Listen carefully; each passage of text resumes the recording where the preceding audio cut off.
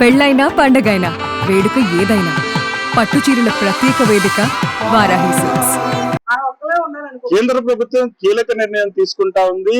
ఏదైతే 16వ తేదీన పార్లమెంట్ లో మరీ ముఖ్యంగా మహిళా బిల్లుతో పాటుగా డీలిమిటేషన్ బిల్లు పెట్టబోతా ఉన్నారు. ఇదే అంశానికి సంబంధించినంత వరకు విశాఖ జిల్లా మహిళా అధ్యక్షురాలు ఉన్నారు, ఆవిడని అడిగి తెలుసుకుందాం. మేడం, మహిళా బిల్లు పెట్టడాన్ని ఎలా చూడొచ్చు అంటారు? మీకు ఎలా అనిపిస్తా ఉంది? రిజర్వేషన్ కల్పించడాన్ని ఎలా చూడొచ్చు? హిస్టరీ తిరగరాయడం చూడొచ్చండి. ఎందుకంటే దశాబ్దాల నుంచి ఒక చరిత్రలో కళగా మిగిలిపోయింది. ఈ రోజు 50% ఉన్న మహిళలకి 14% రిజర్వేషన్ కల్పించింది.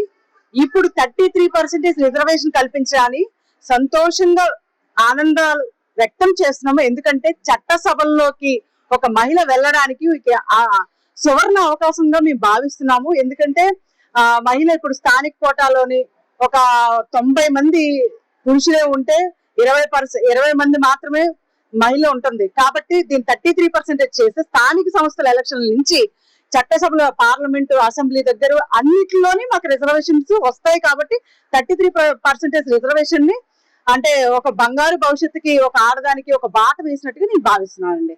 మీరు చెప్పండి, ఎలా చూడొచ్చు మహిళా బిల్లుకు సంబంధించినంత? ఇది ఎప్పుడో అవ్వాల్సిన బిల్ అండి ఇది. కానీ ఇప్పుడు మరి నరేంద్ర మోడీ గారు అలాగే రాష్ట్ర ప్రభుత్వాలు, మా సీఎం చంద్రబాబు నాయుడు గారు, డిప్యూటీ సీఎం గారు అన్ని రాష్ట్రాలు కూడా ఒక ఆమోద ముద్రకి తెలపాలి. ఎందుకంటే మహిళలకి ఎప్పటి నుంచో 33% రిజర్వేషన్ ఉంది అంటున్నారు, కానీ అమల్లోకి రావట్లేదు. అసలు యాక్చువల్ గా రావాలంటే 2023-24కే రావాలి. 2011 జనాభా ప్రకారంగా ఇప్పుడైతే ప్రవేశపెట్టారు. 2027 నుంచి జనాభా లెక్కల ప్రకారంగా రావాలి అనుకుంటే ఇంకా టైం ప్రొలాంగ్ అవుతుంది. కాబట్టి 2011 నుంచి సంవత్సరం నుంచి ఏదైతే ఉందో ఆ జనాభా ప్రాతిపదికన చేసి ఈ రోజు బిల్లు ప్రవేశపెడుతున్నారు. దానికి ఏ పార్టీ అయినా సరే సపోర్ట్ ఇవ్వాలి. ఎందుకంటే మహిళ ఉంటేనే మనుగడ. కాబట్టి మహిళను ఎప్పుడు తొక్కే ప్రయత్నం చేయకూడదు. మహిళకు సపోర్ట్ ఇచ్చినప్పుడు అది ఏ గవర్నమెంట్ అయినా సరే మిగతా గవర్నమెంట్ లో అపోజిషన్ పార్టీలు అందరూ కూడా సపోర్ట్ చేస్తూ దీని ఆమోదం తెలపాలని చెప్పి విశాఖపట్నం నుంచి మేము మహిళలందరూ కోరుకుంటున్నాం. ప్రధానంగా డీలిమిటేషన్ కూడా తేబోతా ఉంది. డీలిమిటేషన్ ని దక్షిణాది రాష్ట్రాలు ఏదైతే ఆంధ్రప్రదేశ్, తెలంగాణ, కేరళ, తమిళనాడు లాంటి రాష్ట్రాల్లో ఉన్నటువంటి కొంతమంది దీన్ని వ్యతిరేకిస్తున్నటువంటి పరిస్థితి. ఉత్తరాది రాష్ట్రాలకు సంబంధించినంత వరకు యాక్సెప్టెన్స్ ఉన్నటువంటి సిచ్యువేషన్. ఆ బిల్లు కూడా రాబోతా ఉంది. దాని గురించి ఏమనుకుంటా ఉన్నారు? డీలిమిటేషన్ జరగాలంటారా? జరిగితే ఏ ప్రాతిపదికన జరగాలంటారా? అసలు డీలిమిటేషన్ ప్రక్రియ కరెక్ట్ గా సజావుగా జరుగుతుందంటారా? డీలిమిటేషన్ ఏంటంటే ఇప్పుడు దక్షిణాది ఉత్తరాది చూసుకుంటే ఉత్తరాది ప్రాంతాల్లో జనాభా ఎక్కువ. అలాగే దానికి ఇప్పుడు 500 సీట్లు ఉంటే దానికి పెరిగితే 850 సీట్లు ఒకేసారి పెరుగుతాయి. అంటే జనాభా ప్రాతిపదిక ఎక్కడైతే ఉందో వాళ్ళకి డీలిమిటేషన్ బాగా ఉపయోగపడుతుంది.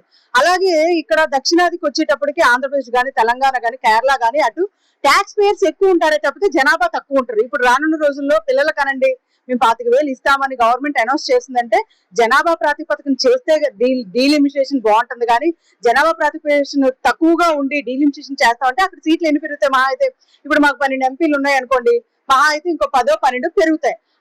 ఆ స్థానాల కోసమే చూడాలి తప్పితే దానికి మించి ఇంకా దాంట్లో ఉపయోగం ఉందా ఉపయోగం లేదని అంటే దాన్ని ఎలా తీసుకోవాలి అనే దాన్ని బట్టి కేంద్ర రాష్ట్ర ప్రభుత్వాలు ఆలోచించి డీలిమిటేషన్ ఏ రాష్ట్రాలకి ప్రాతిపదిక బాగుంటుంది, ఉత్తరాదికి బాగుంటుందా, దక్షిణాదికి బాగుంటుందని వాళ్ళ నిర్ణయాలు బట్టి ఆధారపడి ఉంటారు.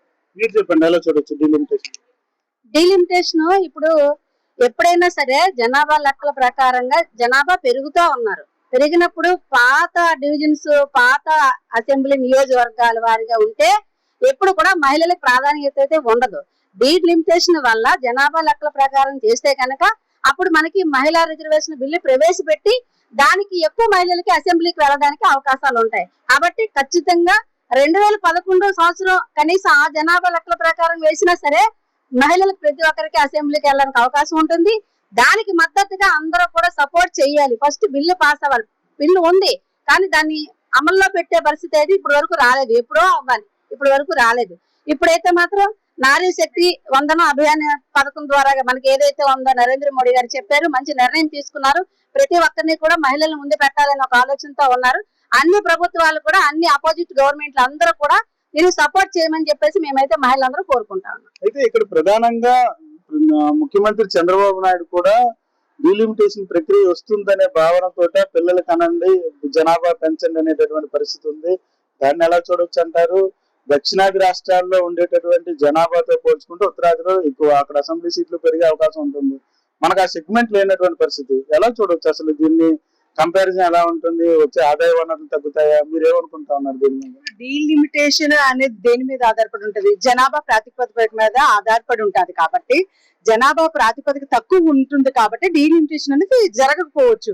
సో అందుకని ఇప్పుడు ఉత్తరాదికి దక్షిణాదికి చూసుకుంటే, దక్షిణాదిలో జనాభా ప్రాతిపదిక తక్కువ కాబట్టి డీలిమిటేషన్ కి కొంతమంది వ్యతిరేకిస్తారు. ఎందుకంటే జనాభా ప్రాతిపదికను మాత్రం డీలిమిటేషన్ చేయాలి. ఎందుకంటే 3 లక్షల ఓట్లకే అయితే ఒక అసెంబ్లీ సెగ్మెంట్, అలా దాన్ని బట్టి ఏంటంటే జనాభా పెరిగే కొద్ది అసెంబ్లీ సెగ్మెంట్స్ పెరుగుతాయి. ఇప్పుడు 175 నియోజకవర్గాలు ఉన్నాయి ఆంధ్రప్రదేశ్ రాష్ట్రానికి. ఇప్పుడు మహా పెరిగితే ఎంత? 226 ఎన్నో పెరుగుతాయి. అంటే డీలిమిటేషన్ ఏ పరంగా? జనాభా ప్రాతిపదిక తక్కువగా ఉంది కాబట్టే కదా ఇప్పుడు ఒక 80-90 సీట్లు మాత్రమే పెరుగుతున్నాయి. కాబట్టి జనాభాని ఉంటేనే డీలిమిటేషన్ చేయాలనే ఉద్దేశంతోనైనా అవ్వచ్చు, లేదంటే జనాభా పెంచితే ఆదాయ వనరులు కూడా పెరుగుతాయి, పరిశ్రమలు రావచ్చు, అలాగే పెట్టుబడులు పెరగచ్చు అని చెప్పి దాని ప్రకారమైనా చేయొచ్చు అని ప్రభుత్వాలు ఆలోచించవచ్చు. కాబట్టి చంద్రబాబు నాయుడు గారు కూడా ఆలోచనతోనే, ఎందుకంటే ఆలోచన కర్త ఆయన. ఎందుకంటే ఏదైనా ముందు చూపుతో రానున్న రోజుల్లో ఇప్పుడు ఏం చేయాలో అప్పుడు కన్నా ఇప్పుడు బాగా ఆలోచించే వ్యక్తి ఉన్న మనిషి ఎవరైనా ఉన్నారంటే నారా చంద్రబాబు నాయుడు గారు. కాబట్టి ఆయన డీలిమిటేషన్ చేయడానికైనా జనాభా పెంచడానికైనా ఒక ఆలోచనతో మాత్రం నిర్ణయాలు తీసుకుంటూ ముందుకు వెళ్తున్నారు.